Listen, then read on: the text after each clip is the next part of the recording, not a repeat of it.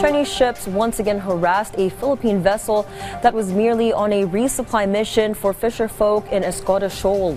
China's harassment tactics of late has seemingly shifted gears as their vessels resort to ramming and the firing of water cannons at the BRP Datu Sanday to prevent it from achieving its goal. Did the BFAR ship succeed in completing its mission? Ryan Lasigas reveals in this report.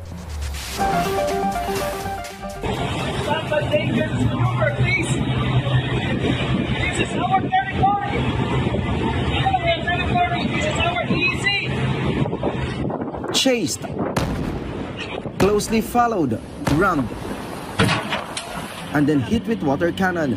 This is what happened to the BFAR ship BRP Datu Sanday while it was heading to Escoda Shoal to conduct a resupply mission for Filipino fishermen.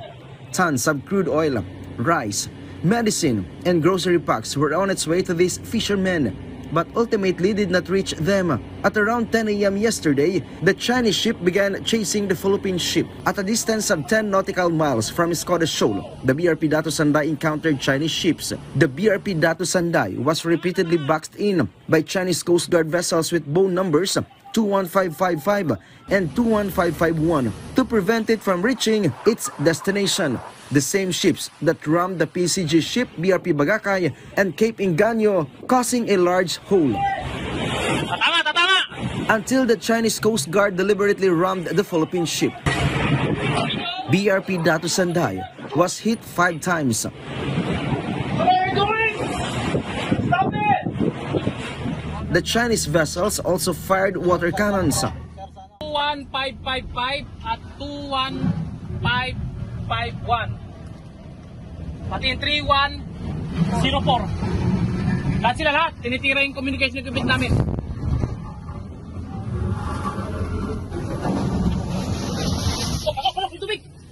At this point, it wasn't just one ship, but at times, as many as 5 ships simultaneously firing water cannons at the BRP Datu Sanday, which lasted for about an hour after the harassment by the Chinese ships. Some equipment on the BRP Datu Sanday was damaged.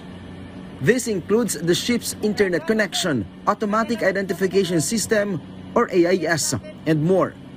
The CCG targeted the upper part of the ship where the BRP Datu Sanday's navigational equipment is located. Both sides of the BRP Datu Sanday also sustained dents. In total, 8 Chinese ships swarmed the lone, small Philippine ship. Commodore J. Tariela, spokesperson of the National Task Force for the West Philippine Sea, denied Chinese claim they rescued a BFAR crew member who allegedly fell overboard during the incident. Escoda Shoal is 17 nautical miles or 140 kilometers from mainland Palawan, placing it within the Philippines' 200 nautical mile exclusive economic zone. Various countries immediately condemned China's latest act of harassment. Just last week, the BRP Dato Roma Penet carried out a resupply mission to Iroquois Reef.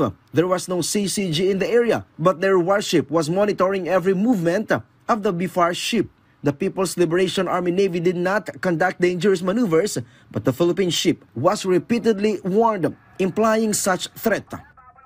Philippine ship 3007. This is Chinese Navy warship. China has indisputable sovereignty over Nansha Island and its adjacent waters, including Houtengjiao. You have entered the Houtengjiao's nearby waters of South China Sea without China's approval. Leave immediately. Leave immediately. Over. Last week, China also fired a flare from its illegally occupied settlement on Zamora Reef. This happened during a domain awareness flight by the Bureau of Fisheries and Aquatic Resources or BFAR in cooperation with the Philippine Coast Guard on August 22.